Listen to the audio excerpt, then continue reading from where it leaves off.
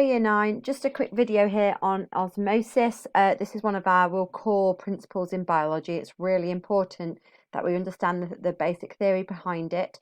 Next lesson we'll be looking at a required practical, and we'll again have some follow-up on that. It's a really common popular exam question, so today is all about making sure that you understand it. Follow through my video. Obviously I'm just going to talk over the slides. It'll be useful if you can jot down some notes, make sure that you understand it. That's all we're going to do for today. And then at the end of the presentation, if you could just pop on and do the Microsoft Forms quiz. It's just a quick 5 questions. It's worth about 8 marks, just to give me an idea about your understanding on it. Some of them are self-marked, but obviously I will also check your answers and post the feedback. Okay, so this is just from the exam board, and again, I'm going to go over this in detail, but you can see here at the top, this is where the top statement really is what we're looking at today, because the rest of it is more so about the required practical. But in particular, we need to make sure that we're happy with the definition, and it's the key thing is that it's about the movement of water, and that water is moving through a partially permeable membrane. Okay, and we'll talk a little bit more about that in a second. I'll show you some pictures. So first of all, as I said, this definition is really important. You do need to learn it. I would suggest that you pause the video possibly here and get this definition down in your book. But just to be clear, osmosis is the movement of water, and that's the key point here, water. Nothing else, nothing dissolved, just the water. We can use the term diffusion. So it is actually the diffusion, but we must say of water, and I've put that in brackets there. So it's the movement of water from a dilute solution, and dilute means a high water concentration. So that you can't just write the word concentration. If you do so, they will assume that you mean the solute. So you must, if you are going to say concentration, you do need to say water. So it's the movement of water from dilute to concentrated. So again, a concentrated solution has a low water concentration. And crucially, because if it was a long answer question for 3 marks, we have to say that it goes through a partially permeable membrane. Partially permeable just means that it lets some things through and not others. And as you can see from the diagram, we've got this dotted line here just to demonstrate what partially permeable means. Okay, so some things can fit through if they're small enough, but if they're too big that they can't, and that's what we mean. Got here an example of something that you might see, and we've got sugar as our solute. Again, it can be any dissolved substance. So in an exam question, it could also be something like an amino acid, which are the building blocks of proteins. It was really hard to write on this pen. An amino acid, it could be salt, various ions, but we're talking about sugar in this example. And you can see they are represented by the larger orange circles. Now we've also got in here tiny molecules of water, they're smaller, and the water is free to move through this partially permeable membrane. And you can see that we've got 2 solutions. Solution 1 here, which has, hopefully you can see, a higher water concentration. We can also, as I mentioned, we can also say that that is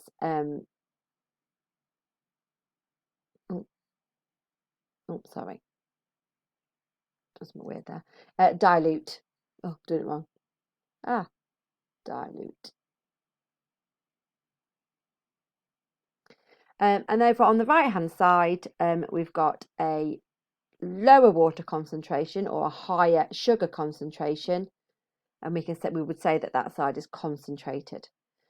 So as you can see, what will happen here is that water, as we've said at the definition, water is going to move from where there is lots of it, i.e. dilute solution or high water concentration, to where there's less of it, i.e. a low water concentration or a concentrated solution. It is really important that we use the right terms. So, and here's it after the water has moved. So as you can see, we've got water has gone through the partially permeable membrane down its concentration gradient, just like diffusion from last lesson. And that's why you can use the term diffusion in your answer. Just like in diffusion, water has gone from where there's lots of it to where there's not much of it, down its concentration gradient. It's what we call a passive, it is a passive process. That means it does not require energy, just like diffusion.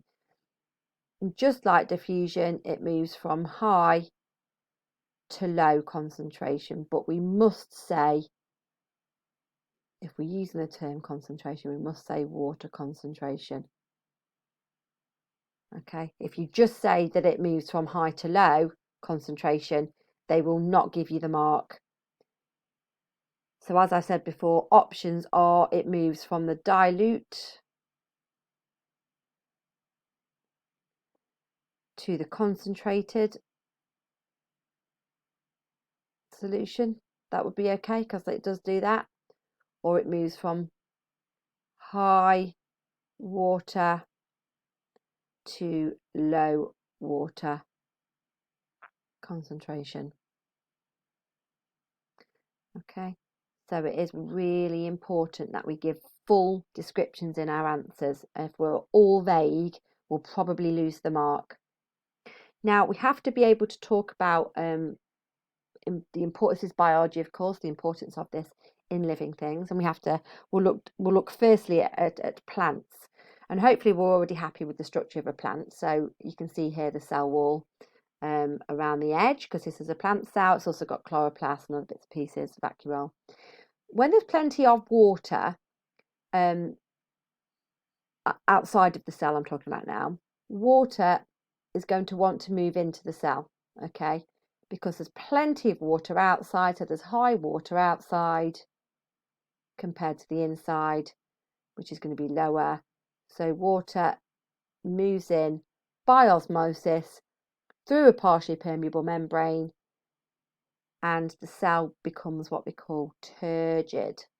And that's really important in order to, for example, support plants. So actually, plants don't have a skeleton, but if all their cells are turgid, then and they don't have bark, so the classic sort of plants that grow in this time of year in your garden, that enables them to stay upright.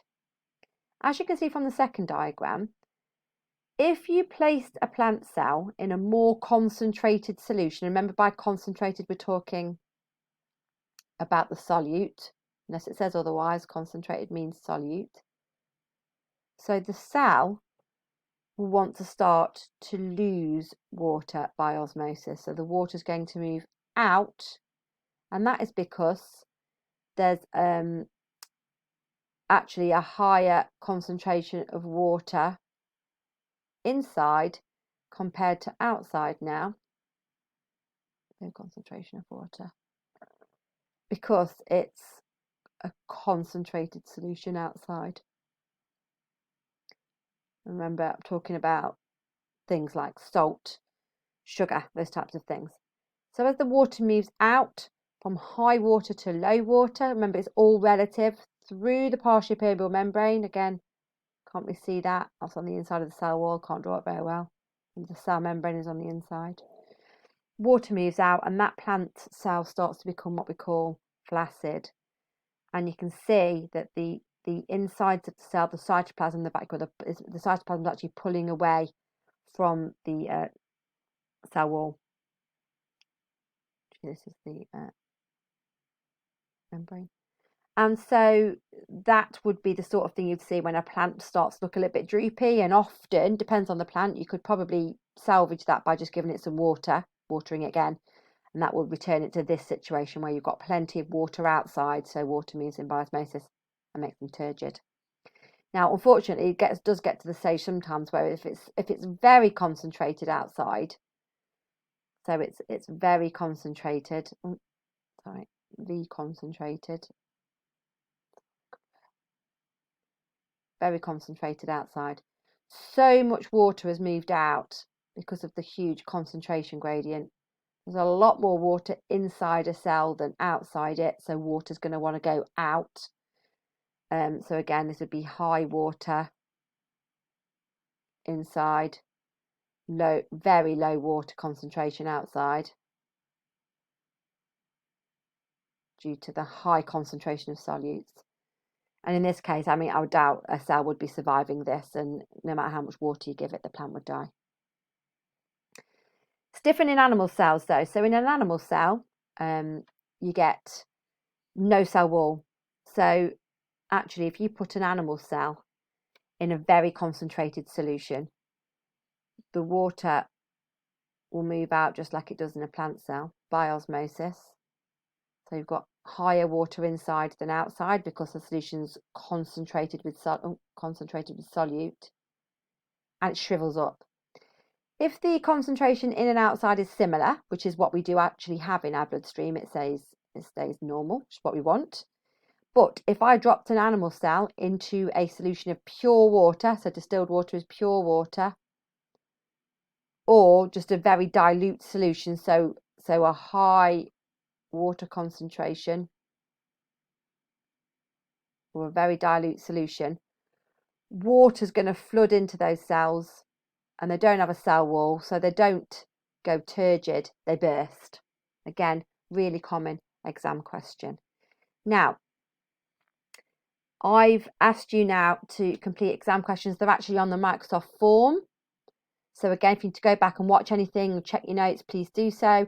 There's a Microsoft Forms link to please watch, to click on, and there are 5 questions on there to have a go at. If you're happy with everything and you've got a bit of time and you're obviously going for the higher tier, have a little look at this. If you want to have a go at explaining these pictures, just pop your answer in an email and send it over, or write it in your book and take a picture and send it over, and I'll give you some feedback on that.